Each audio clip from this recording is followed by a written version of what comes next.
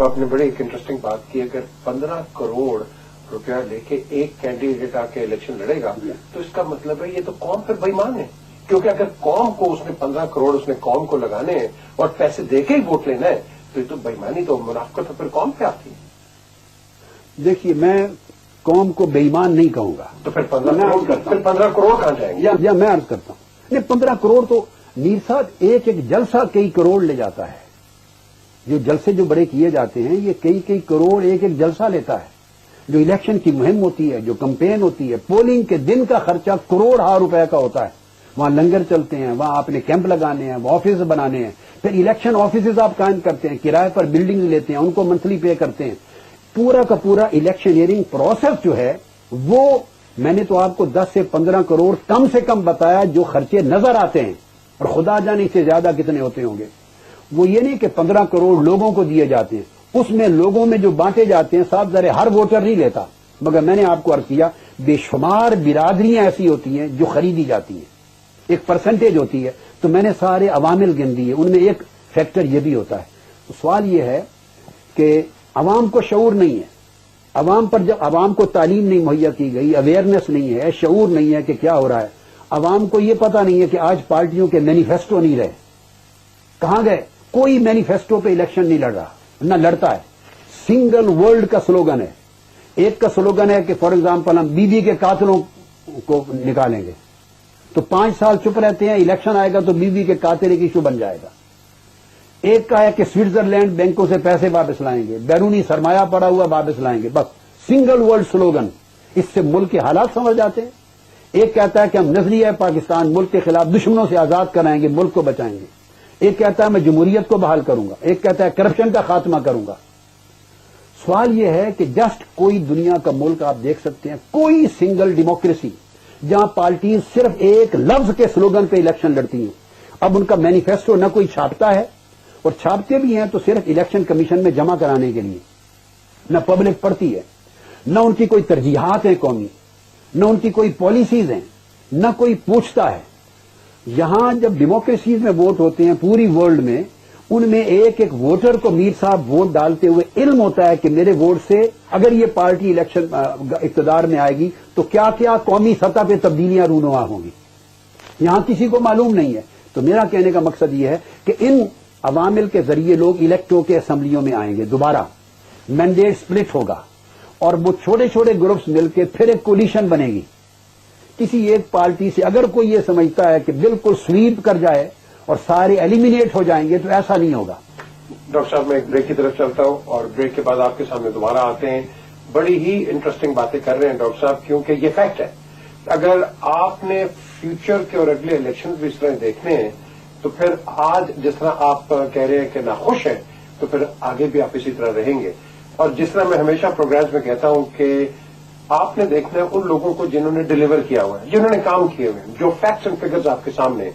अगर आप उन लोगों को ओवरराइड कर जाएंगे और जो एक वही पुराना एक सियासी कारकुन जो कि हारा मारा पीटा इधर उधर से होकर एक नई जगह पे चला जाता है और कहता है मैं यहां काम करूंगा, उसने पहले वहां काम नहीं किया तो यहां कैसे करेगा काम। और बात होगी इस ब्रेक के बाद।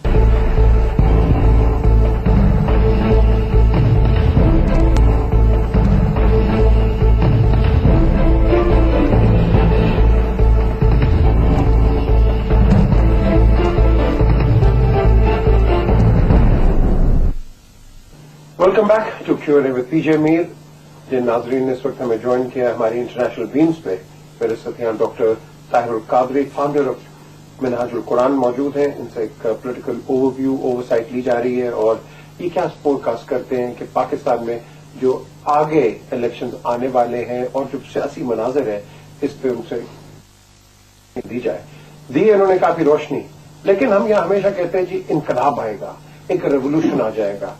हमने लिबिया में देखा है, लिबिया में क्या हुआ, हमने इराक में देखा है, हमने इस वक्त कुवैत में भी थोड़ा सा देख लिया, उसके बाद हमने सूडान में देखा है, सोमालिया में देखा है, इजिप्ट में देखा है। लेकिन बात आती है कि क्या पाकिस्तान केपेबल है ऐसी चीजों के लिए या नहीं है। डॉक्टर साहब, तो यही है आपसे सवाल है कि हम बात करते हैं कि इनकलाब आएगा, एक ऐसी सुनामी आएगा कि सब बह जाएंगे और ये हो जाएगा वो हो जाएगा। हमारे में वो कैपेसिटी है इस पाकिस्तान में? یہ بڑا انتہائی ریلیونٹ سوال ہے، اور اب یہ آپ اس انٹرویو کے اس حصے میں گئے کہ اس انالیسس کے بعد آگے ایک سوال منطقی طور پہ بنتا تھا کہ پھر حل کیا ہے. اب حل کی طرف جا رہے ہیں. پاکستانی قوم میں اگر کیپیسٹی نہیں ہے خود اٹھ کر تبدیلی لانے کی تو وہ خواب دیکھنا بھی چھوڑ دے. پھر خواب دیکھنے سے کبھی انقلاب نہیں آتے. میری دانست میں کیٹیگوریکلی اللہ رب العزت نے جو ادنا فہم، بصیرت، مطالعہ، تجربہ، مشاہدہ، سوجھ بوجھ جتنی اللہ رب العزت نے عطا کی ہے، ان عوامل کی روشنی میں یہ بات کیٹیگوریکلی کہتا ہوں، اور اسے ریکارڈ پہ آپ کے انٹرویو کے ذریعے لا رہا ہوں کہ الیکشن کے بعد آپ دیکھ لیجئے کہ آج کی بات من و ان اسی طرح پوری ہوئی یا نہیں ہوئی،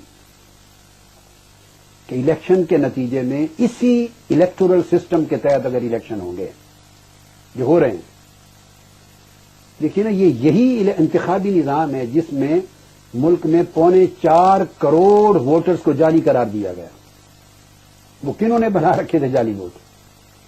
میرے بیٹے حسن محی الدین، اس کو جب الیکشن کنٹیسٹ کروایا ہم نے جنگ کی کانسٹیچوئنسی سے، تو صرف ایک کانسٹیچوئنسی قومی اسمبلی کی 30,000 ووٹ جعلی تھے. میرے اسٹاف نے میرے آفس کے اندر بیٹھ کے ان کو ڈیٹیکٹ کیا کمپیوٹر پر. 30,000. اور ہم نے جنگ میں کیس کر کے سول جج کی عدالت میں اکرم شیخ صاحب جو سپریم کورٹ کے سینئر لائر ہیں ان کو انگیج کیا. وہ جنگ گئے، میں نے بھی بحث کی، انہوں نے بحث کی چونکہ ان کو انگیج کیا. تو وہ 30,000 جعلی ووٹ ثابت ہوئے کورٹ میں، چونکہ ہم نے لسٹیں رکھ دی. تمام لسٹیں ڈپلیکیٹ تھی ووٹ. مختلف محلوں میں وہی ووٹ بنے ہوئے، کئی محلوں میں 30,000 ایک کانسٹیٹوئنسی میں.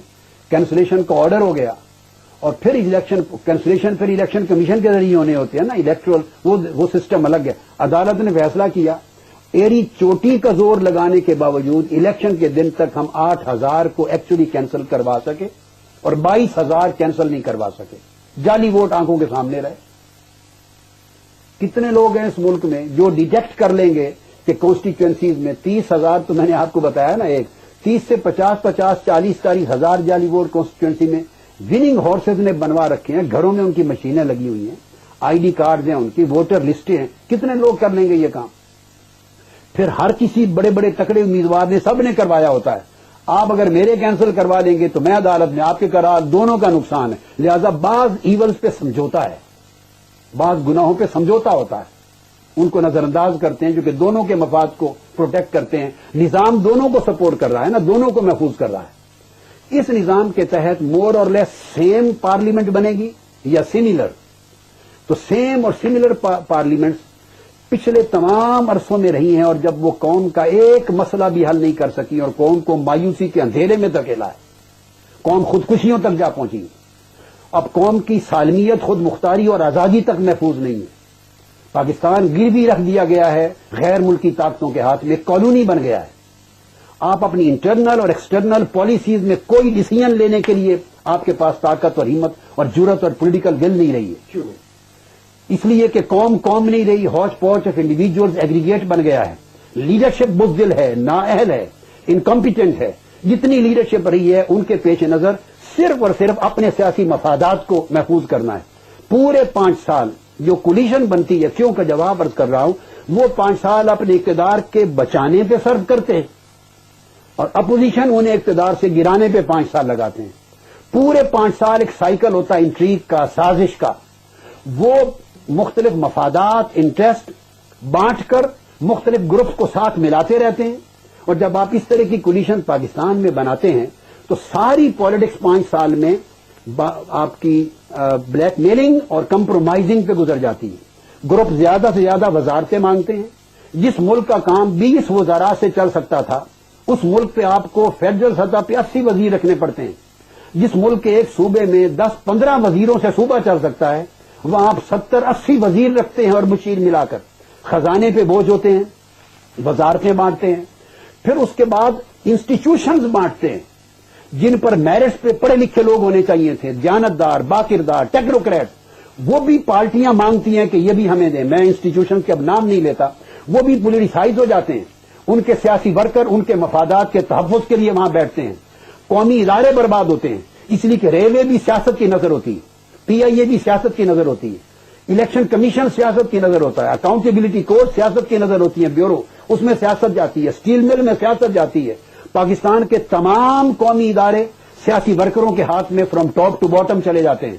تو 5 سال وہاں لوٹ مار ہوتی ہے, اپنے سیاسی اقتدار کے تحفظ دینے کے لیے تقسیم کار ہوتی ہے, اپوزیشن گرانے پہ لگی جاتی ہے. تو جب الیکٹڈ لوگوں کا سرے سے ڈائریکشن ہی کوئی نہیں ہے سوائے اقتدار رکھنے اور گرانے کے, تو قوم کے مقاصد کہاں سے پورے ہوں گے, اور قوم کو یہ ان کے مفادات کا تحفظ کون کرے گا, اور قوم کے حقوق کی حفاظت کون کرے گا, ان کی ضروریات کون پوری گا. اگر ان کو بجلی نہیں مل رہی, پانی نہیں مل رہا, ان کو روزگار نہیں مل رہا, قتل و غارت ہو رہی ہے, جان و مال کا تحفظ نہیں ہے, خودکشیاں ہو رہی ہیں, نو باڈی سیکیور, کسی کی حفاظت نہیں ہے, ان ذمہ داریوں کو کون نبھائے گا, رول آف لا کون بحال کرے گا, عوام کو عدل کون اور انصاف سستا کون مہیا کرے گا. یہ تو میر صاحب ٹوٹلی ترجیحات میں نہیں رہا. یہ ساری حکومت برائے سیاست آتی ہے, اپوزیشن برائے سیاست آتی ہے. لہذا قوم کو سوچنا چاہیے کہ اگر وہ یہی کھیل کھیلنے کے لیے دوبارہ جا رہی ہے تو پھر نیا مستقبل بھی وہی ہوگا جو ان کا ماضی ہے. ٹھیک صرف قوم کو اٹھنا ہوگا اس نظام انتخاب کے خلاف ایک بغاوت کے لیے. میں نے پہلے بھی عرض کیا, بغاوت کس کے خلاف؟ بغاوت نظام انتخاب کے خلاف. اس ملک میں اچھی ڈیموکریسی لانے کے لیے کرپٹ الیکٹورل سسٹم کے خلاف, جو ڈیموکریسی کی راہ میں رکاوٹ ہے. اس ملک میں حقیقی جمہوریت کو بحال کرنے کے لیے, طاقت, اقتدار اور فیصلوں کی قوت عوام کے ہاتھ میں منتقل کرنے کے لیے, قانون کی حکمرانی بحال کرنے کے لیے, عدلیہ کو واقعتاً, اب دیکھیے عدلیہ فیصلے کرتی ہے,